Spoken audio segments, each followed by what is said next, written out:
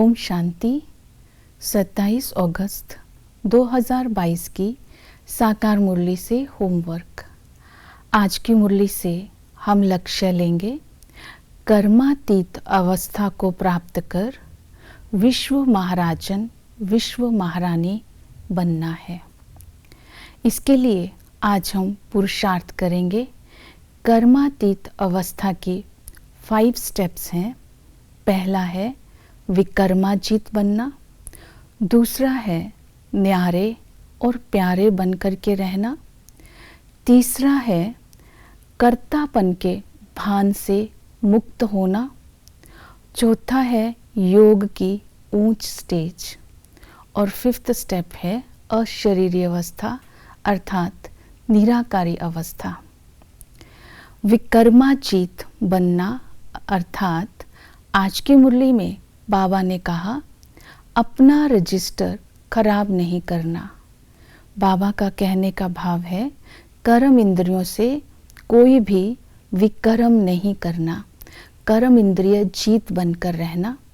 इसके लिए आज हम अटेंशन देंगे किसी भी प्रकार से किसी भी बात में संशय बुद्धि नहीं बनना।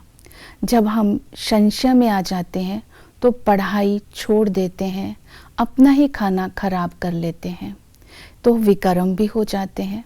इसलिए विशेष अटेंशन देना किसी भी बात का संशय ना हो। दूसरा अटेंशन दिलवाया लक्ष्य का। तुम्हें पावन बन करके पावन दुनिया का मालिक बनना है। जब लक्ष्य स्मृति में होगा तो कर्म इंद्रियों से कोई विकर्म नहीं होगा, क्योंकि बाबा ने बताया है कि 5 विकारों जो तुम्हें पीड़ित करते हैं उनसे तुम्हें मुक्त रहना है बाप की याद से। ये बात तो 7 डेज के कोर्स में भी बता दी गई थी। इस बात का आज हम अटेंशन रखेंगे।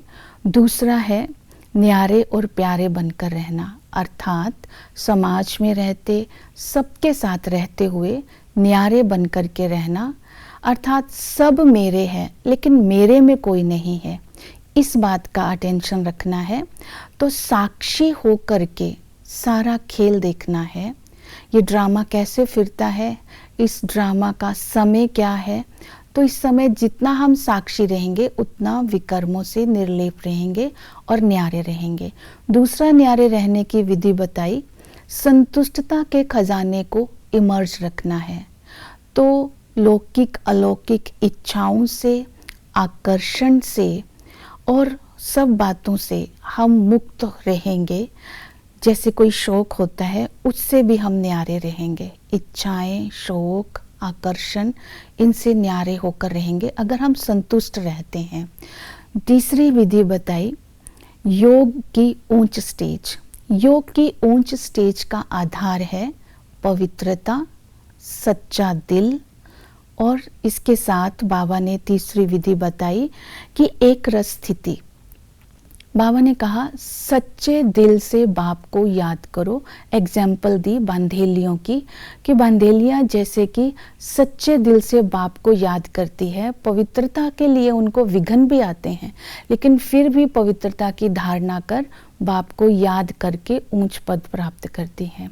तो आज मनसा वाचा कर्मणा पवित्रता के ऊपर अटेंशन रखकर बाबा की याद में रहेंगे। तीसरी विधि बताई एक रस स्थिति।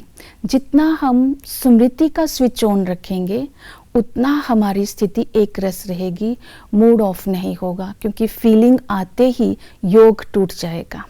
तो हमारी स्थिति ऊंच रहे, योग पावरफुल रहे, तभी हम कर्मातीत अवस्था को प्राप्त कर सकते हैं।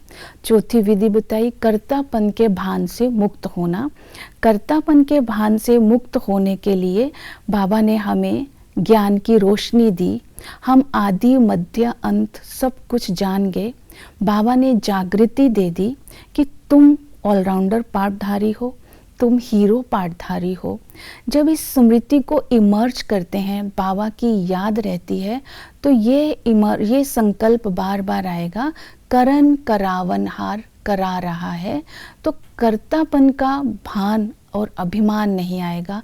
जो भी हम सेवाएं करते हैं, जो कर्म करते हैं, हल्कापन फील करेंगे।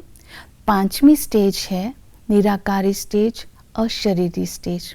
आज की मुरली में बाबा ने कहा, याद से ही तुम कर्मातीत अवस्था को प्राप्त कर सकते हैं। जब याद करते आत्मा संपूर्ण बन जाती है, तब ही परम धाम में आत्मा इसका जब अनुभव करती है निरंतर योग का, ना इस देह का आकर्षण रहता है, ना कर्म क्षेत्र का आकर्षण रहता है, ना कर्म का आकर्षण रहता है। ये अल्टीमेट हमारी योग की स्टेज है, जिसको कर्मातीत अवस्था बोलते हैं। या तो शरीर छोड़कर हो सकती है, या शरीर में रहते ये स्थिति का हम ब्राह्मण अनुभव कर सकते हैं। तब ही हम सतयुग में विश्व महाराजा विश्व महारानी बनेंगे, क्योंकि विश्व महाराजा विकर्माजीत होता है, लोभ से मुक्त होता है, आकर्षण से मुक्त होता है, पवित्रता और सत्या के आधार पर राज्य चलता है, और आत्म अभिमानी स्थिति होती है, कर्तापन का अभिमान नहीं होता। ये सारी विशेषताएं कर्मातीत अवस्था से आएंगी। ओम शांति।